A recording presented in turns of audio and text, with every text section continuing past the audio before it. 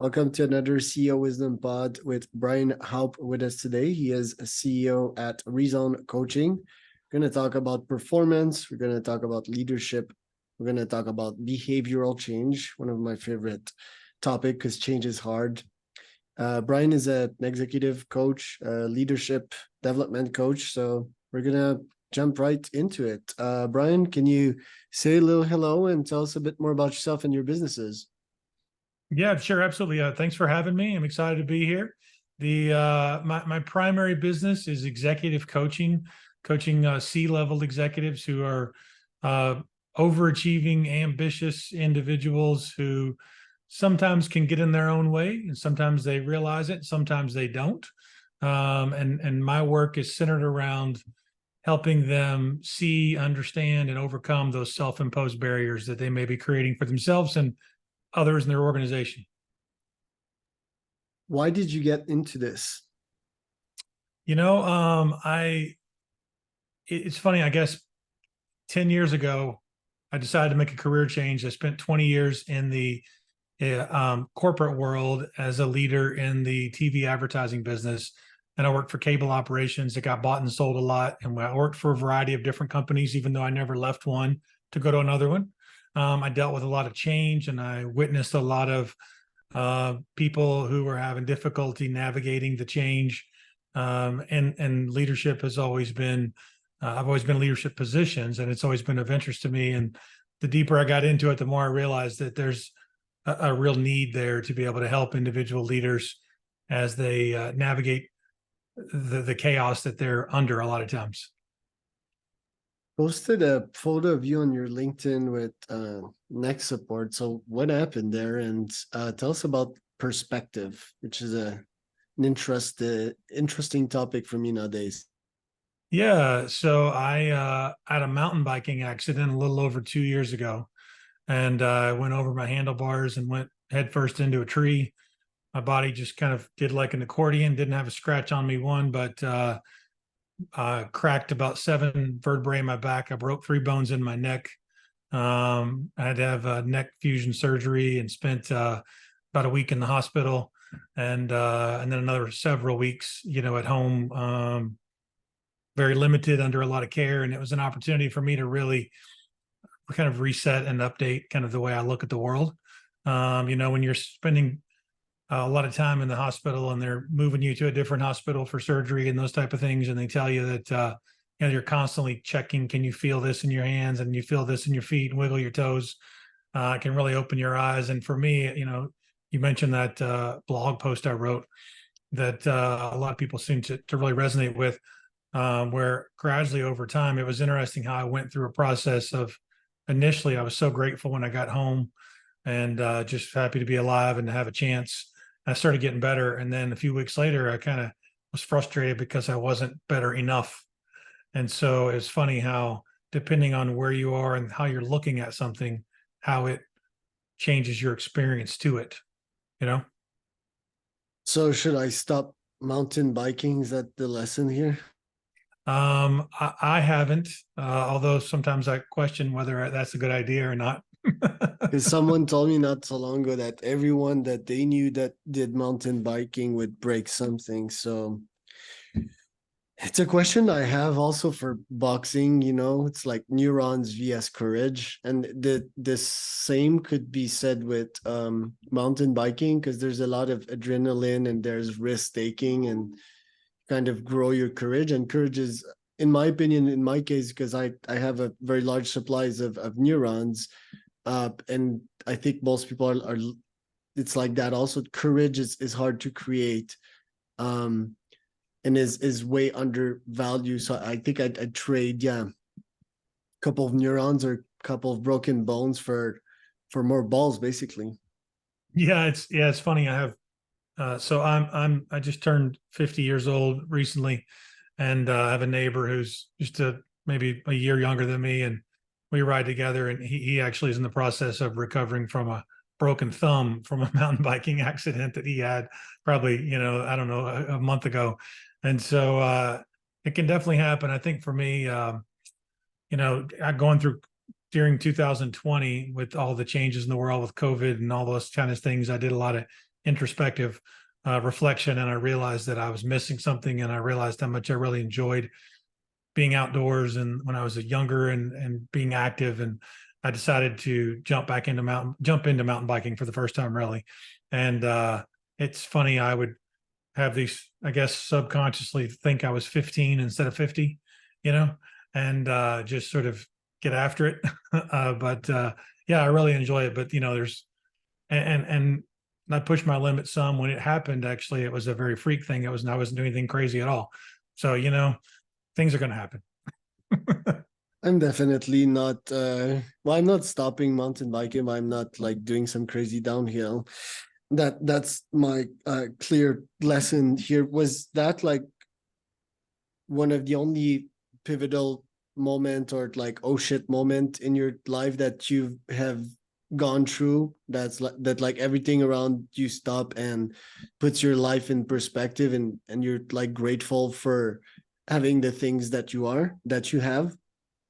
It's a good question, and no, it's definitely not the first. I have my wife is a 4-time breast cancer survivor, and so there's been a lot of times throughout our lives where I'm in the hospital and I'm told there's cancer there, and you got to kind of reset and really evaluate where you're putting your time and energy and what matters, because life's precious and you never know. We don't have tomorrow guaranteed, and then also had some challenges with some relatives with some substance abuse problems where we've you know helped where we could with children and things of that nature. And so there's been a number of times I started off young, ambitious in my career and focused on that, and was very fortunate to have a pretty stable childhood, so I didn't have a whole lot of significant stress per se.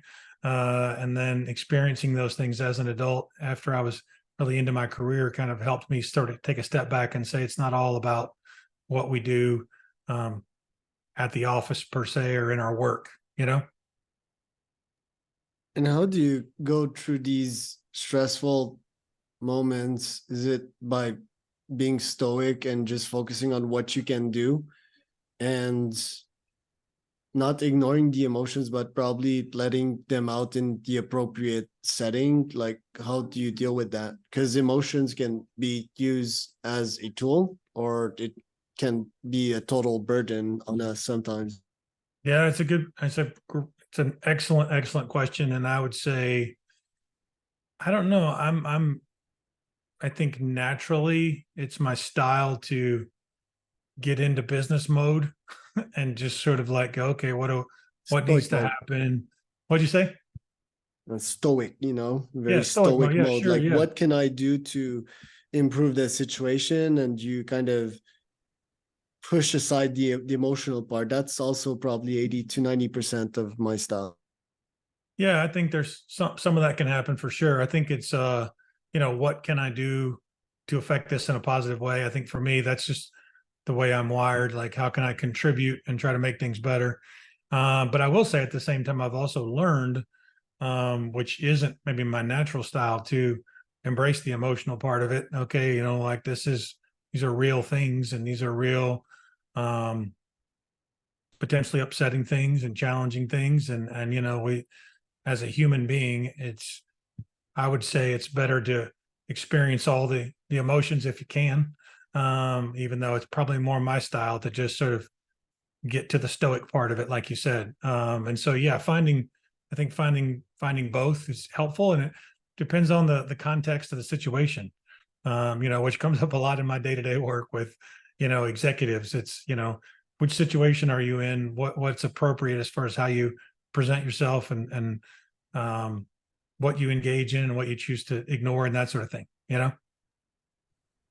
Think yeah, emotions need to be released, because else I think the psyche will find a way to release in some life area which you don't necessarily want them to be released in. So lashing out on employees or underperforming. So finding an outlet can be great, So me, for example, I had the wedding to plan in the last couple of months, and it was a lot of stress, and I got the opportunity to somewhat release like all this pent up energy and stress, but not to my taste. So in my case, what I like doing, I mean, I've done psychotherapy for the last like 7 years. This is really good, you know, like an outlet to release, although it takes a really good psychotherapist or coach online to have someone release and share and, you know, even cry these emotions out. But in my case here in Oaxaca, I have these retreat spots, you know, so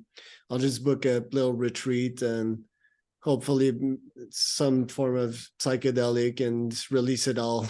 You know, that's my trip, and it's like a waterfall of emotions because especially us men, I think we carry a lot, you know, or people with mindset similar to mine, which is like ultra athlete and never give up, and we can take a shit lot, you know, but it needs to be digested or let out sooner or later. What do you think about that? And then do you think execs could use some of that as well? Because I'm not sure about the outcome of like keeping all these emotions, but if I can try to guess, you know, it's these really stiff individuals sometimes that I look in their eyes, whether it's my clients or people that I speak, and they're empty. You know, you look in these eyes and these eyes are empty. It's like empty emotions. The eyes, they tell a lot about someone's emotional state. And it's like if they disconnected completely because their shield is so thick.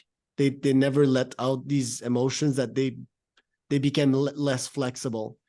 And God knows that this mountain is high. It's a very tough climb, and if you climb it with a 1,000 pounds kilogram, the 1,000 pounds backpack on your back, I mean, probably not gonna make it. And me, I have huge objectives, so I feel I need to really release it all and be very light and always play offense, you know? Yeah. I mean, there's a lot to what you said in there. I think I definitely, in my work over the last several years of really getting to know a lot of these executives on a one-on-one basis, you know, confidentially behind closed doors, and then earning their trust. And then as they begin to open up to me, quite frequently, what I find is that individuals, sometimes consciously, a lot of times subconsciously, feel a need to have a certain presence.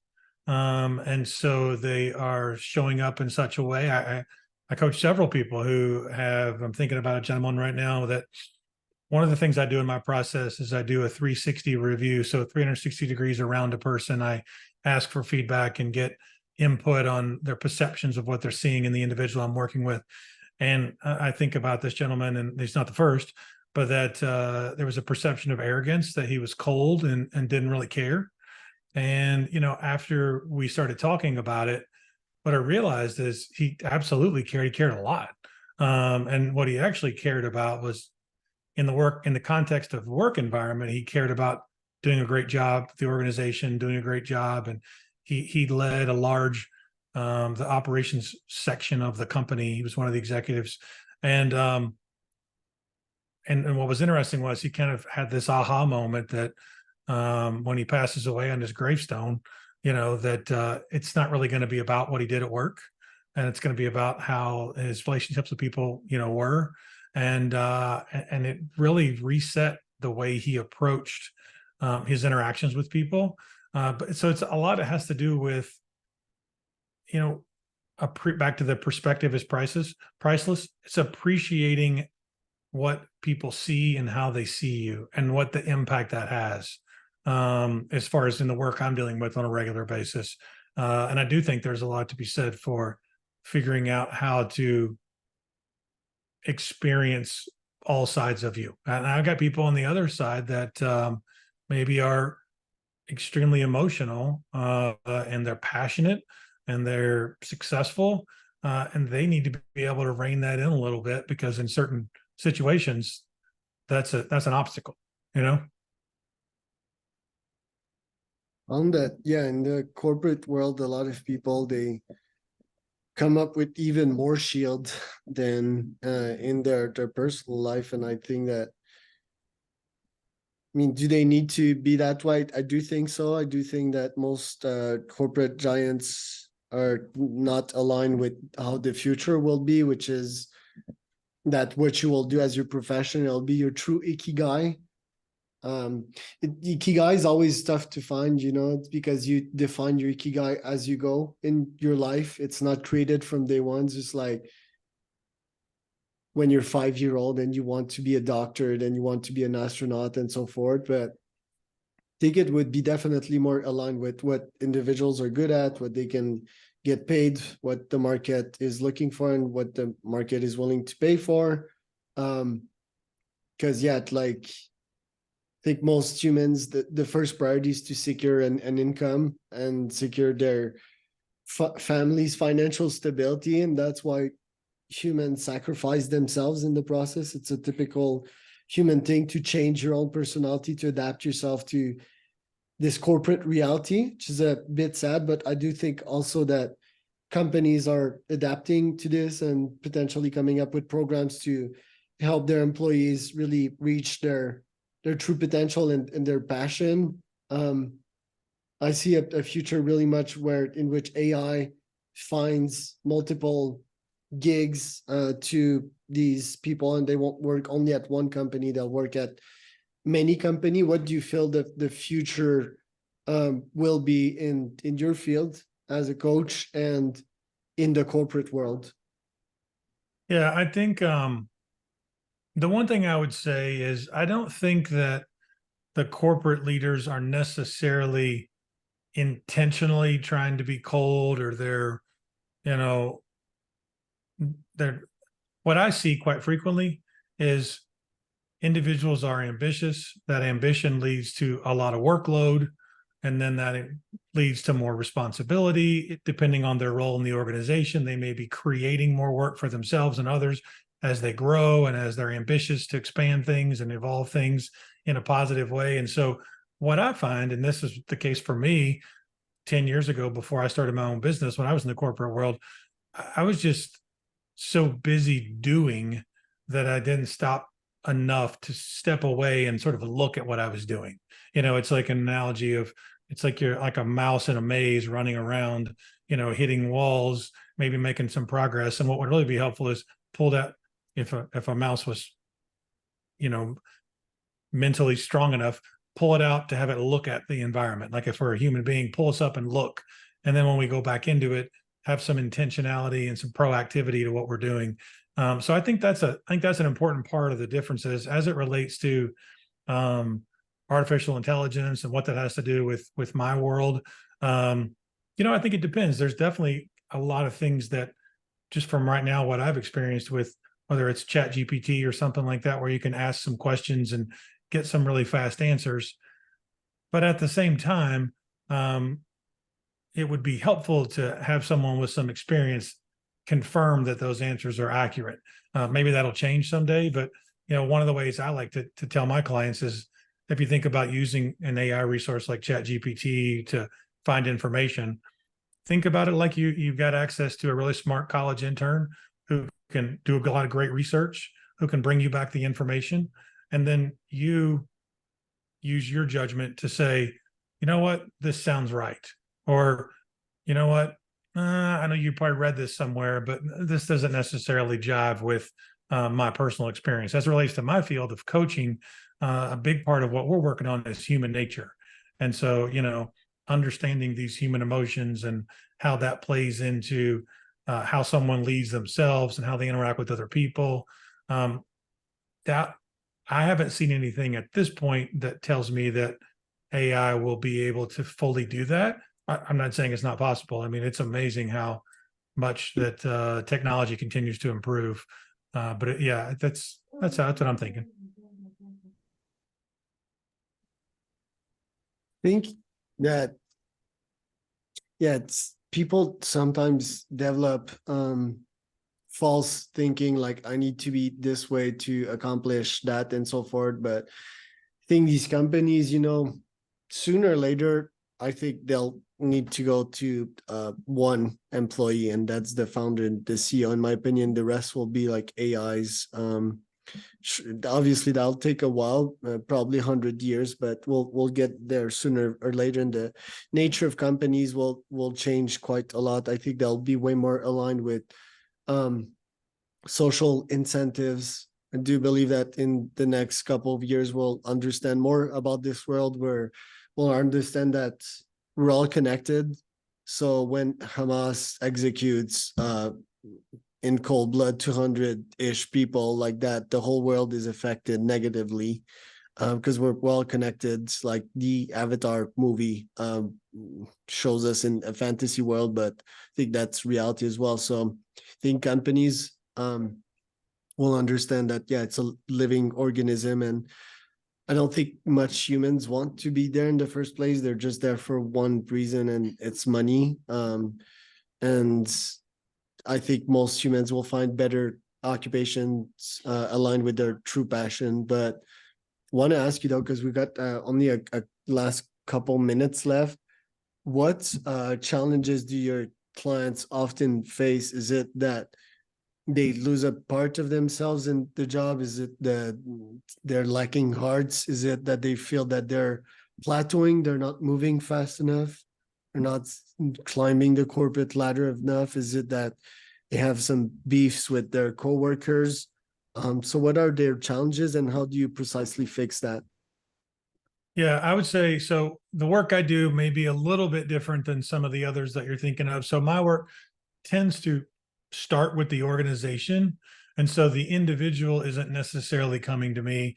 It might be their boss, or it might be their, if they have a talent development department or HR, that they're approaching me because they want to invest in an individual. It tends to be one of two paths. One is they want to proactively ensure that this person continues to be able to handle more responsibility and to be able to perform well and influence the organization well. And so they don't necessarily have a problem per se, as much as they want to proactively ensure that this person is optimized, and so we'll dive into strengths and weaknesses, and we'll bring some attention towards their habits and the way they interact with people and that sort of thing. And that's one path.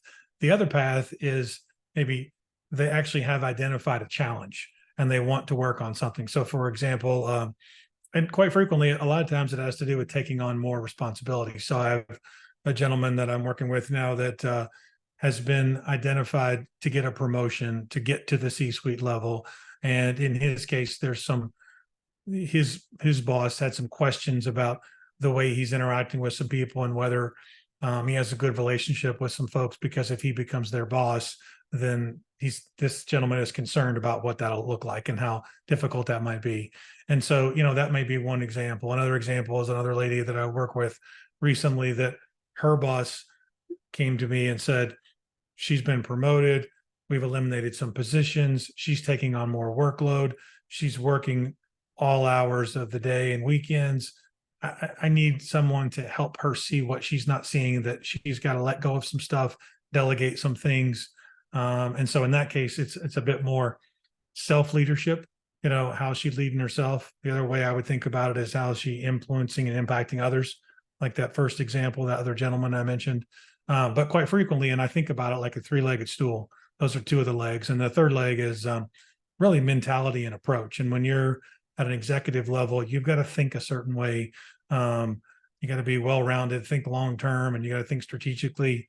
And what I see is everyone stands on this invisible three-legged stool, and the more responsibility you have, the taller the stool is.